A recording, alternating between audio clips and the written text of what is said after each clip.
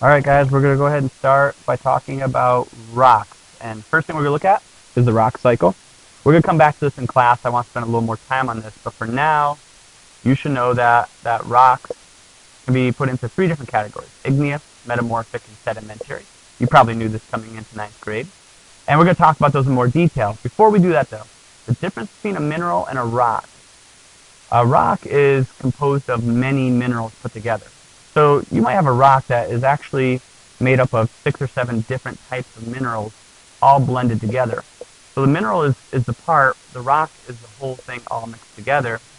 And we're going to look at these three types of rocks. The first one of my favorites because of this famous place in the U.S. that's made up of igneous rock, Mount Rushmore. No, I shouldn't have done that. I know. We'll get rid of that. There we go. This is granite. Granite is an igneous rock. Igneous means born of fire. So igneous rock is lava or magma that's cooled off. So granite is a type of igneous rock. Now, this cooling effect can happen in two ways. It can happen inside the earth, which we call intrusive. So inside, intrusive. Intrusive igneous rock is rock that cools very slowly because it's inside the earth, forming very large crystals. And we looked at a little video clip of this mine down in Chihuahua, Mexico, that had extremely large crystals because of that very slow cooling effect.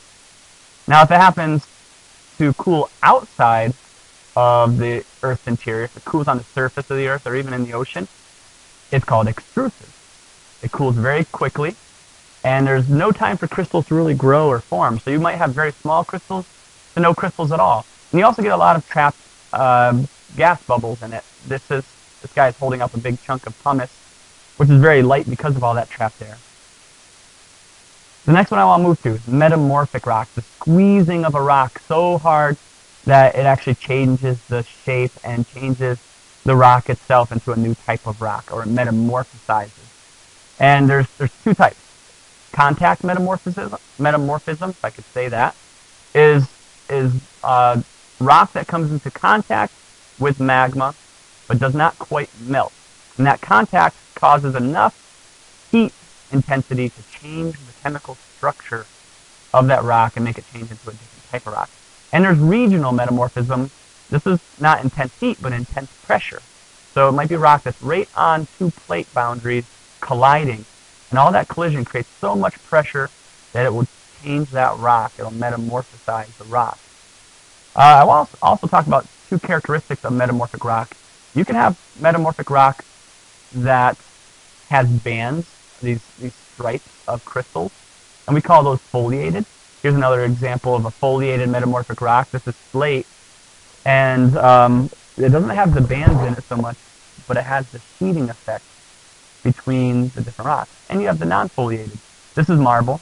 It is not forming bands, and it doesn't have any of that kind of separation effect.